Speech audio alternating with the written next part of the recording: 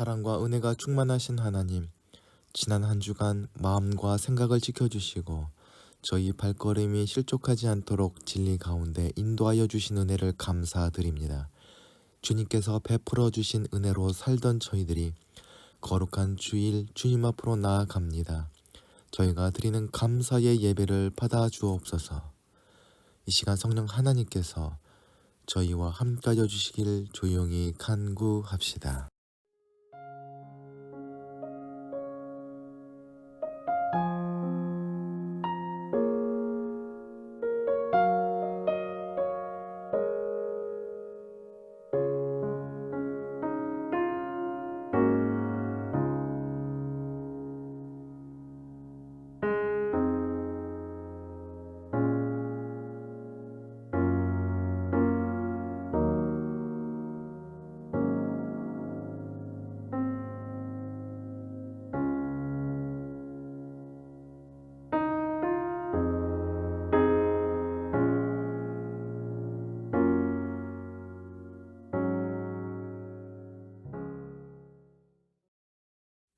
은혜와 사랑이 충만하신 하나님, 고난과 역경의 순간을 살아가는 저희를 불쌍히 여기사 넓으신 품에 안아주시고 넘어지지 않도록 선하신 손길로 붙잡아 주심을 감사드립니다.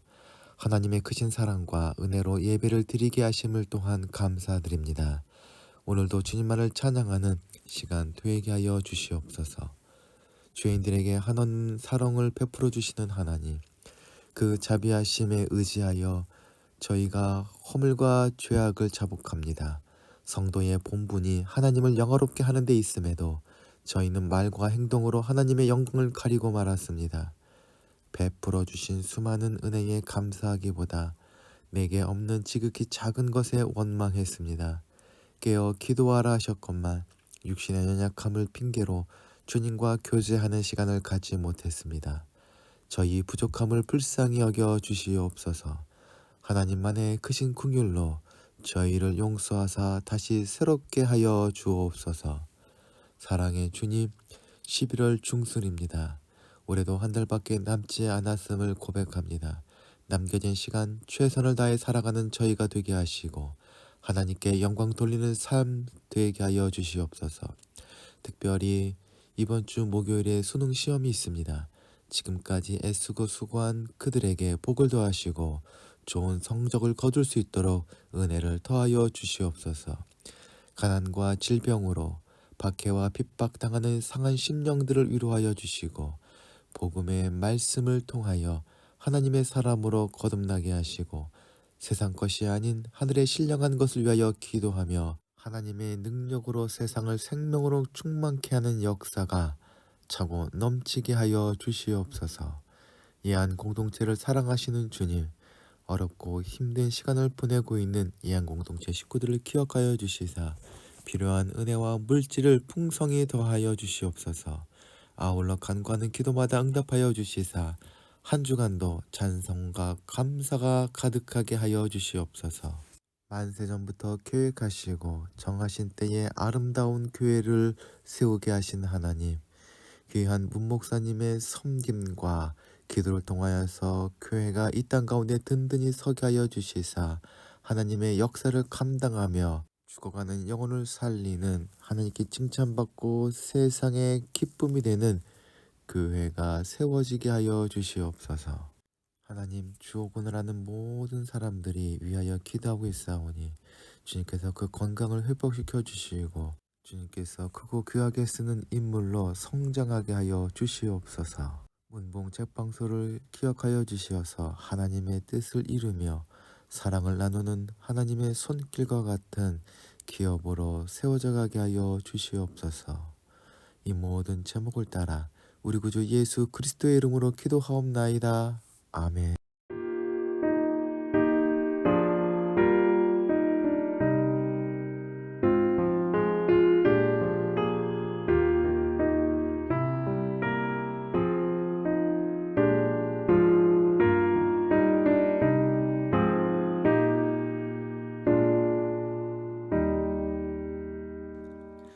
세상의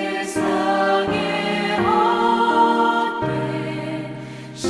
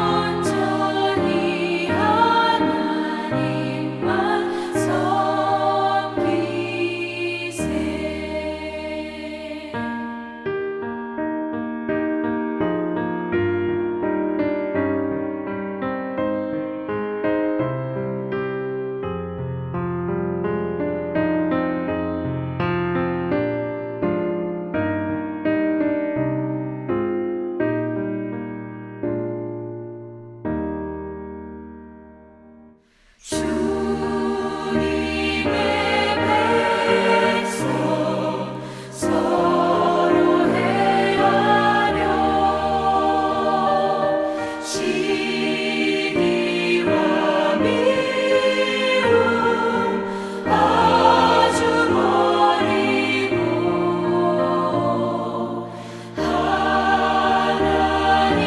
하나님만을 홀로 섬기는 천국을 어서 이뤄 주소서. 아멘.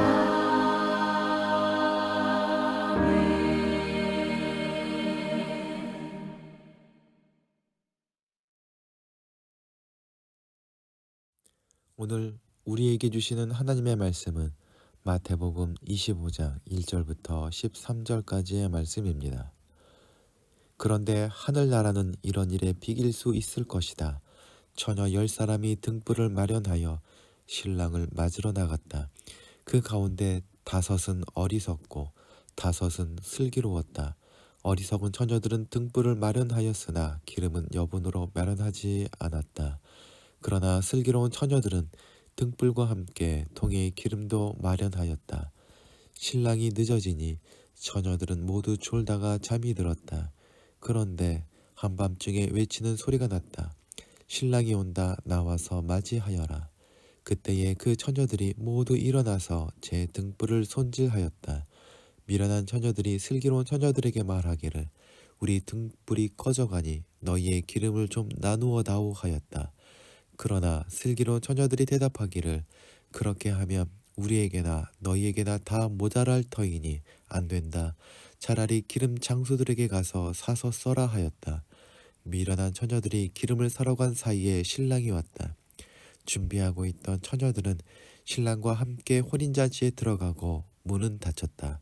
그 뒤에 나머지 처녀들이 와서 주님, 주님, 문을 열어주십시오 하고 애원하였다.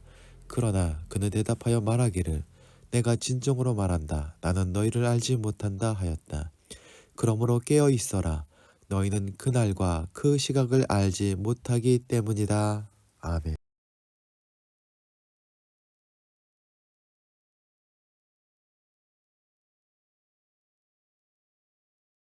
오늘 본문은 열 처녀 비유로 믿는 자들에게 오래 견디는 것이 얼마나 중요한지를 보여줍니다. 주님께서는 타락한 사람의 본성이 얼마나 게으르며 참을성이 없는지 잘 알고 계셨습니다. 이러한 본성을 거스를 수밖에 없는 신앙생활의 어려움을 오늘 비유를 통해서 말씀해 주십니다. 강력하고 열정적이지만 쉽게 지쳐버리는 얄팍한 신앙생활이 적지 않은 시대에 주님이 말씀하시는 중요한 신앙의 자세가 무엇인지 생각해보고 자신을 돌아보는 시간 되기를 소망합니다. 오늘 이 비유를 듣게 될 신앙인은 어떤 존재인가 할 때에 세상 사람들과 비교하여 그들은 삶에서 무엇이 중요한지를 아는 사람이라 할 수 있습니다. 어떤 부잣집에 종이 있었는데 너무 어리석어서 주인이 항상 조롱하였습니다. 주인은 종에게 지팡이 하나를 건네주면서 너보다 더 어리석은 사람이 있으면 이 지팡이를 그 사람에게 주라고 하였습니다. 하지만 그 종은 자기보다 더 어리석은 사람을 만나지 못하여 그 지팡이를 늘 들고 다녔습니다. 이런 그를 주인은 자주 놀려 먹었습니다. 그런데 그 주인이 중병에 걸려 죽게 되었습니다. 종에게 탄식하기를 나는 이제 병으로 가네. 내가 가는 길은 아주 먼 길일세. 다시는 돌아오지 못하는 길이야 라고 하였습니다. 이에 종은 주인님께서는 그렇게 먼 길을 떠나시는데 여행을 위하여 무엇을 준비하셨습니까? 하고 물었습니다. 주인은 아무것도 준비하지 못했다네 하였습니다. 그러자 종은 자신이 지니고 있던 지팡이를 주인에게 주며 말하였습니다. 하룻길을 여행하더라도 여러 가지 준비를 하는데 영원히 돌아오지 못할 먼 길을 여행한다면서 아무런 준비를 하지 못하셨다니 그렇게 어리석을 수 있습니까? 이 지팡이는 바로 주인님이 가지셔야겠네요. 사실 어리석다는 종은 참으로 지혜로웠습니다.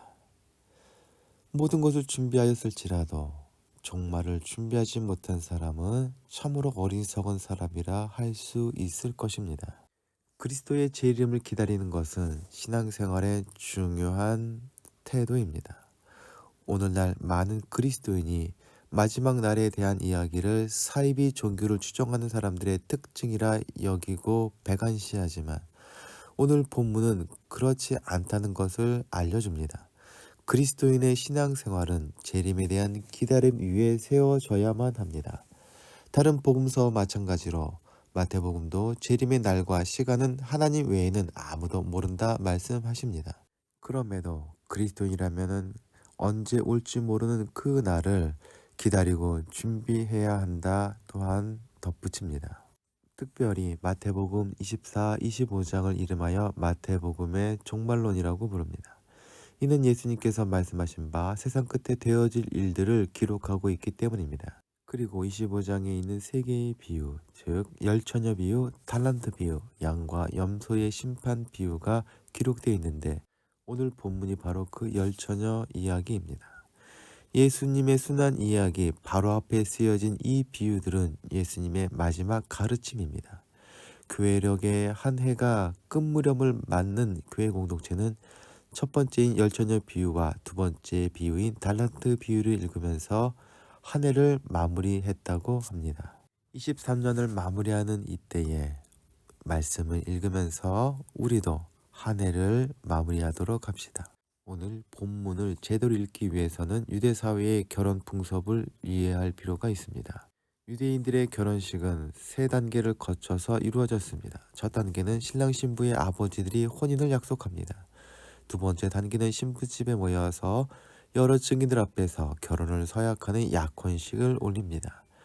마지막은 약혼한 지 1년이 지나서 결혼식을 치릅니다. 날이 더운 유대에서는 그 결혼식을 저녁에 하였던 것 같습니다. 그래서 신부의 친구들이 등불을 들고 어두운 밤을 밝히어 동네 밖에서 신랑을 기다렸다 합니다. 신랑이 도착하면 함께 잔치집에 들어갔습니다. 그러고 나면 그 집의 문을 굳게 걸어 잠궜습니다. 당시에는 밤에 신부를 훔쳐가는 강도들이 출현했기 때문이라 합니다. 그래서 한 번 닫힌 문은 절대로 열어주지 않았다 합니다. 주님은 하늘나라가 신랑을 등을 들고 맞으러 나간 열처녀와 같다라는 말씀으로 시작하십니다. 처녀로 번역되는 파르테노스는 사춘기를 넘긴 나이에 아직 결혼하지 않은 여인을 가리킵니다. 이들은 신부가 아니라 신부의 집으로 오는 신랑을 맞이하기 위해 집 밖이나 마을 어귀에 기다리는 들러리라고 보아야 할 것입니다. 들러리가 신랑이 오는 것을 기다리는 모습은 바로 그리스도인의 신앙생활에서 중요한 기다림이 무엇인지 생각하게 해줍니다. 헬린 나우에는 기다림에 대해서 다음과 같이 말하였습니다. 우리에게 그리고 많은 사람들에게 기다림이란 우리가 현재 있는 곳과 우리가 있고 싶어하는 곳 사이에 있는 메마른 사막이다. 기다림의 고통과 어려움을 잘 표현한 문구입니다. 어떤 분은 그리움과 기다림이 서로 쌍둥이라고 하였습니다. 그리움이 없는 기다림은 아마도 있을 수 없을 것입니다. 또 어떤 분이 말하길 기다림은 그리움의 그림자다라고 하였습니다. 주님을 기다리는 신앙인의 마음 또한 그리움 그 자체일 것입니다. 그런데 주님은 신랑을 기다리는 일 열처녀 중 5은 미련하고 5은 슬기로웠다는 사실을 덧붙이십니다. 마태복음에서 지혜로운 자와 어리석은 자의 차이는 주님의 말씀을 들었을 때 그것을 행동으로 옮기는가 옮기지 않는가에 따라 달라진다 말하고 있습니다. 오늘 비유에서도 열처녀 모두 등은 가졌지만 기름을 준비하였는지에 따라서 지혜로운 자와 어리석은 자로 나눠지게 되는 것을 보게 됩니다. 오늘 본문에서 가장 중요한 역할을 하는 것은 기름이라 할 수 있습니다. 그 기름이 무엇을 의미하는지 함께 생각해 보도록 합시다. 어리석음과 슬기로움을 가름하는 기준이 말씀을 듣고 행함에 있다는 마태복음의 여러 구절을 배경으로 어리석은 처녀들과 슬기로운 처녀들을 나누는 등의 기름을 행함이라고 보는 견해가 있습니다. 이외에도 기름의 의미를 두고 여러 주장이 존재합니다. 마틴 루터를 비롯한 어떤 이들은 기름을 믿음이라 하고 다른 이들은 성령님이라고 말합니다. 주의 말씀은 내 발의 등이다는 시편 9절을 근거로 주님의 말씀으로 보는 견해도 있습니다. 그러나 어떤 곳도 기름이 정확히 무엇을 의미하는지 설명하지 못하는 듯합니다. 본문에서 기름은 소모되고 바닥나면 사서 채워 넣을 수 있는 것으로 묘사됩니다. 그런 점에서 착한 행실이나 믿음이 소모될 수 있는 것은 아니며, 특별히 믿음은 주님이 주시는 것이지 인간의 노력으로 얻을 수 있는 것이 아니기에 기름이 의미하는 바는 아닌 듯합니다. 더욱이 착한 행실을 기름처럼 채워 넣어야 하나님 나라에 들어간다는 것은 전혀 사실이 아닙니다. 그렇다면 신랑을 환영하는 등에 불꽃을 타오르게 하는 것이 기름이라면, 주님을 기다리는 신앙생활을 가능케 하는 기름과 같은 존재란 주님과의 내적 관계나 주님을 향한 사랑, 간절함이라 유추해 볼 수 있을 것입니다. 즉 신앙생활이 등이라면 기름이란 다시 오실 주님을 기다리는 그리움이며, 그 그리움을 충만케 하는 친밀함, 사귐, 사랑 등을 말하는 것이라 할 수 있을 것입니다. 기름이 부족해지면 등불이 희미해지듯이 말씀 묵상이나 기도 생활 등을 통한 영적 교제가 부족해지면 주님의 재림을 기다리는 마음은 약해질 수밖에 없습니다. 신랑이 일찍 오거나 제 시간에 도착한다면 기름이 많고 적음은 문제가 되지 않을 것입니다. 하지만 신랑의 도착이 지연되는 순간 큰 문제가 생기고 말았습니다. 아마 대부분의 하객들과 들러리 역할을 맡은 열처녀는 신랑이 늦게 올 것이라는 생각은 하지 못했을 것입니다. 초대교회도 승천하셨던 주님께서 속히 돌아오실 것이라 믿었습니다. 그러나 신랑 대신 예수님의 다시 오심은 아직까지 이루어지지 않았습니다. 그래서 오늘날 많은 그리스도인들이 재림에 대한 기대와 소망을 잊어버린 채 살아가고 있는 것 같습니다. 신랑의 더디움은 어리석은 처녀와 지혜로운 처녀가 누구인지를 드러내는 결정적인 계기가 되었듯이, 주님의 재림이 늦어지는 것은 누가 올바른 신앙생활을 하고 있는지 드러낼 것입니다. 한밤중에 신랑이 온다는 소리에 깨어난 여인들은 등불을 준비합니다. 열처녀 모두 등은 가지고 있었지만 5처녀의 등에는 기름이 바닥나 버렸습니다. 그래서 다른 처녀들에게 기름을 나눠달라 부탁하지만 거절당하고 합니다. 이야기 속에서는 기름이 나누기에 부족하다는 것이 이유였지만, 아마도 예수님께서는 기름으로 상징되는 주님과의 영적 교제나 친밀감을 대신해 줄 수 없다는 것을 말씀해 주시고자 했던 것으로 보입니다. 열매는 나눠 먹을 수 있지만 열매를 맺는 나무는 나눌 수 없습니다. 사랑의 헌신이나 수고로 다른 사람을 섬길 수 있을지 모르지만 그러한 행동을 가능케 하는 사랑은 나눌 수 없습니다.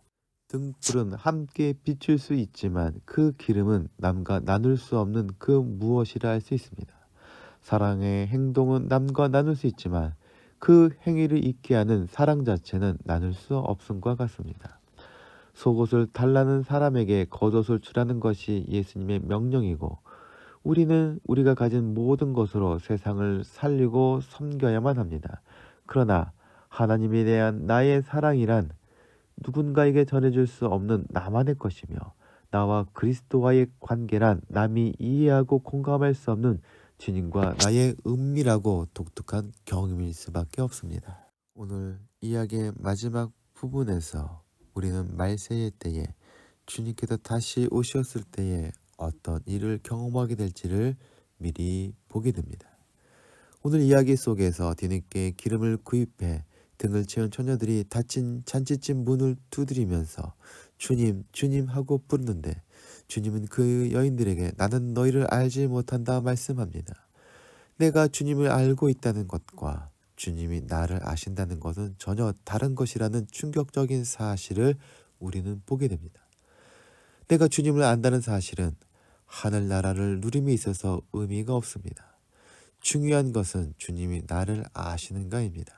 많은 사람들이 성경을 읽고 신학을 통해서 지식을 쌓아 주님에 대해서 나름 많이 알고 있기에 주님이 나를 아시고 인정해 주실 것이라 확신하지만 그렇지 않습니다.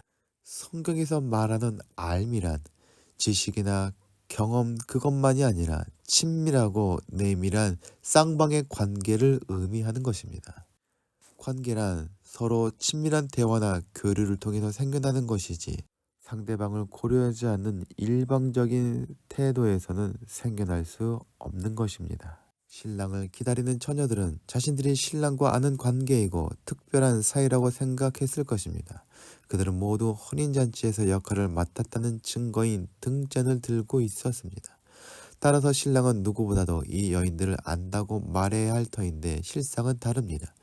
기림이 없는 등잔을 들고 있었기에 혼인잔치에 들어가지 못한 여인들을 향하여 신랑은 그들을 모른다고 거절하십니다. 이 비유의 결론이 무엇입니까? 13절을 함께 보도록 합시다. 그런즉 깨어 있어라. 너희는 그날과 그때를 알지 못하느니라. 주님께서 다시 오실 때는 아무도 모릅니다.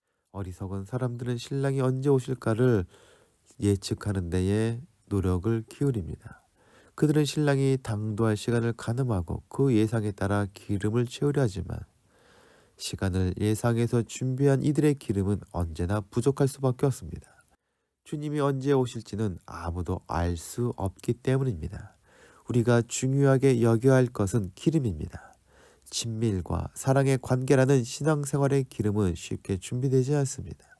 그래서 슬기로운 여인들은 신랑이 오실 시간을 예상하기보다 자신의 기름의 양을 살피고 준비하는 일에 힘을 기울였습니다. 이러한 행동이 주님께서 말씀하신 바 깨어있음의 의미라 할 수 있을 것입니다. 자신의 등에 기름이 충분한 사람은 신랑이 언제 올지 노심초사 뜬 눈으로 기다리지 않아도 됩니다. 잠이 들었을지라도 걱정이 없습니다. 진정한 그리스도인은 자기 등잔 속에 기름이 바닥나지 않도록 준비하는 사람입니다. 보네폰 목사님이 히틀러에 의해 사형 선고를 받고 복역 중이셨습니다. 1945년 어느 주일 아침에 2명의 간수가 들어와 목사님 마지막 시간이 되었습니다 라고 말했습니다. 동료 죄수들이 보네포를 보며 눈물을 흘렸습니다. 그러나 그는 한치의 동요함도 없이 자리에 일어나 빙그레 웃으며 이렇게 이야기했습니다. 기뻐해 주십시오. 오늘은 내 새로운 삶의 시작입니다. 보네포 목사님은 천국의 혼인잔치에 들어가기에 충분한 기름을 등에 채우신 분이셨습니다. 세상의 모든 사람에게는 종말의 때가 찾아옵니다. 주님께서 재림하심으로 찾아오게 될 역사의 종말도 있지만 하지만 대부분의 사람은 그 전에 하나님 앞에 서게 될 개인적 종말을 맞게 될 가능성이 더 높을 것입니다. 그때에 우리에게 신랑이 온다 나와서 맞이하여라 하는 음성이 들려올 것입니다. 그때에 이한 공동체 식구들 모두 기름을 가득 채운 등불을 들고 주님을 맞게 되기를 원합니다. 그날을 간절함으로 기다리면서 말씀 묵상과 기도 생활을 통해서 주님과 더욱 친밀한 관계를 맺고 성령님의 충만함으로 등에 기름을 채우는 신앙생활 하시기를 소망합니다. 다 함께 기도하시겠습니다. 사랑과 은혜가 충만하신 하나님 아버지, 저희에게 다시 오실 주님을 기다리는 소망의 삶을 살게 해주시니 감사를 드립니다. 저희에게 종말이 있음을 아는 진리를 깨닫게 하셨으니 지혜로운 다섯 처녀와 같이 그날을 준비할 수 있는 지혜를 더하여 주시옵소서. 종말의 때가 성령님의 도우심 안에서 주님을 다시 만날 소망의 시간으로 변화되는 기적을 매일 경험하게 하여 주시옵소서. 그날까지 주님과 동행하며 주님이 맡겨주실 사명을 감당하며 주님을 기쁘시게 하고 세상을 생명으로 충만케 하는 제자의 삶을 살아가게 하여 주시옵소서. 다시 오실 우리 구주 예수 그리스도의 이름으로 기도하옵나이다. 아멘. 함께 공동체의 고백을 하시겠습니다. 하나, 우리는 문제가 있습니다. 둘, 문제에는 끔찍한 대가가 있습니다. 셋, 하나님은 해결책을 가지고 계십니다. 넷, 그 해결책은 믿음으로 누립니다.